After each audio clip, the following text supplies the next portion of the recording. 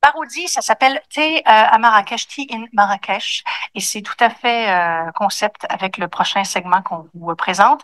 Oui, on vient de commencer 2024 selon notre calendrier, mais il y a certains peuples qui célèbrent l'arrivée de la nouvelle année à d'autres moments. On disait qu'on entre dans l'année du dragon de bois. Ça, c'est la 4721e année chinoise. Hein, il y a ça, notamment un peu plus proche de nous, chez nous, les Berbères, qui vont fêter, quant à eux, je pense qu'on prononce Yenayer, mais je vais aller m'en assurer. C'est en fin de semaine, c'est le Nouvel An berbère, en fin de semaine, premier jour de l'année, selon le calendrier amazique, donc qui remonte à l'Antiquité. Et c'est une autre occasion de fêter, j'allais dire une autre occasion de recommencer l'année. Si les 2 dernières semaines n'ont pas été à votre goût, puis que vous voulez recommencer tout ça, il y a des festivités qui vont se tenir dans la communauté berbère et une grande fête ce soir à Ottawa. On va en discuter avec Ossine Toulet, qui est membre fondateur de l'Association culturelle amazique d'Ottawa Hall. Bonjour. Oui, bonjour madame, bonjour et bonjour les malins. Bonjour. Puis là, je disais le terme, est-ce que je peux dire berbère ou est-ce que je dois dire amazique ou est-ce que les deux sont corrects et ont la même signification? En français on dit berbère et chez les berbères on dit amazir. Donc les deux ont la même signification, qui veut dire homme libre en réalité. Wow, c'est beau ça. Votre culture, elle est vaste, différentes langues, différentes traditions. Est-ce que j'ose vous demander de me la résumer ou de me l'expliquer? Et la musique, si je parle juste de la langue qui exprime en fait la culture, ça va de l'oasis de Siwa en Égypte jusqu'à l'Atlantique, du côté du Maroc, et ça va d'Alger jusqu'à Tombouctou. Donc en fait, c'est 8 pays et on y ajoute les îles Canaries. C'est plus de 100 millions de personnes dans le monde qui parlent berbère et puis qui célèbrent la fête de Yenayer qu'on célèbre aujourd'hui, en fait hier, le 12 janvier, mais ici on la célèbre en fin de semaine. OK, Yenayer. Donc, la prononciation, c'est, j'étais pas loin, j'étais pas loin.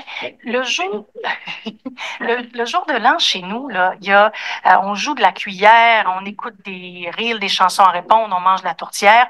Chez vous, c'est comment? C'est quasiment pareil.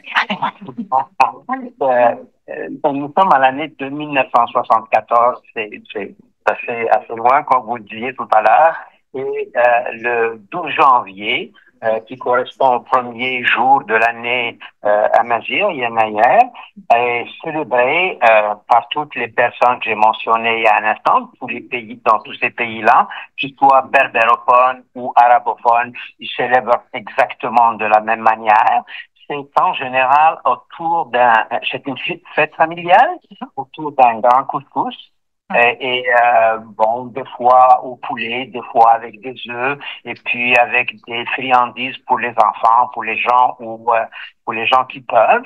C'est en général aussi un marqueur dans l'année, un marqueur social où la première coupe de cheveux d'un garçon, ça se fait en général le jour de Yenayer. Le premier bisou pour une fille, c'est en général premier jour de l'année. Et puis, avant, c'était une célébration de 8 jours et 8 nuits, en fait, parce que le calendrier lui-même est un calendrier solaire de 30 jours, sauf 2 mois, janvier qui a 31 et février qui a 29. En fait, il y a une légende qui dit que janvier a demandé à février de lui prêter un jour juste pour punir une bergère qu'il avait insultée d'être mort et que le beau temps arrivait.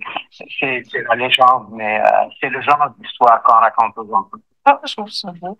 Dites-moi, il y a une fête, donc, ce soir au pavillon Excentricité de la Cité, du Collège de la Cité.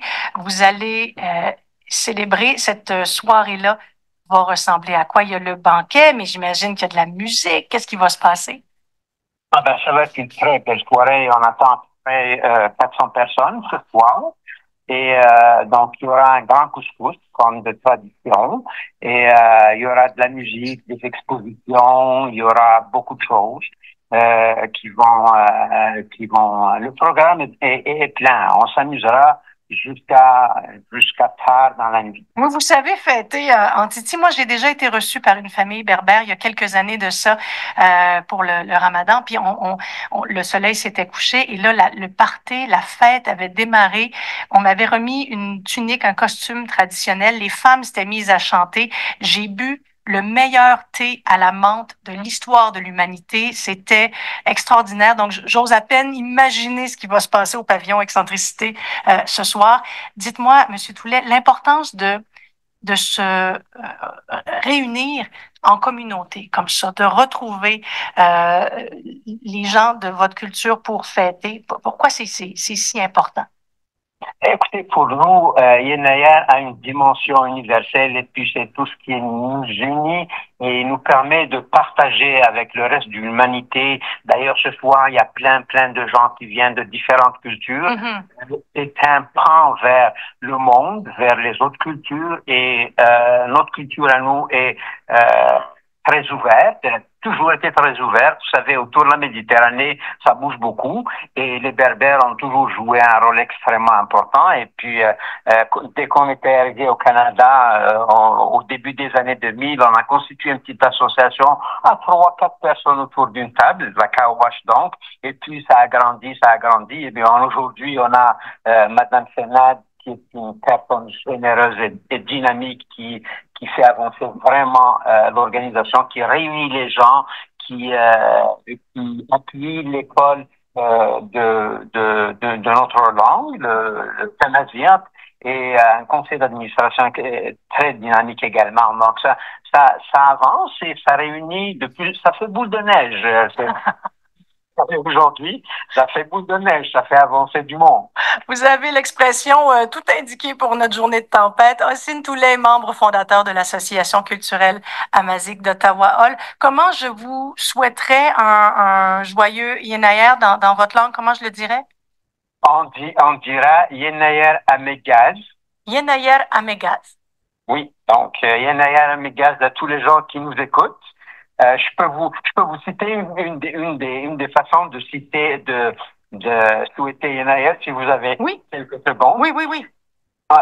Une façon ancestrale traduite par un ami, Rachid de Lepsir, ça dit que ce repas rituel ouvre sur le temps nouveau, des jours pleins de promesses, tranquilles, prolifiques et heureux, dédiant la nouvelle année aux forces du bien, anges et aux saints protecteurs des plantes, des maux, protégeons-nous des maux, des vents, et des astres maléfiques, etc., etc. Ah, vous nous faites du bien, Ossine Toulet. On vous souhaite un beau samedi et de belles festivités ce soir. Merci beaucoup. Merci beaucoup de l'invitation et joyeux Yenayer à tout le monde. Tout le monde, y compris des gens qui ne célèbrent pas. Vous pareillement. Merci beaucoup.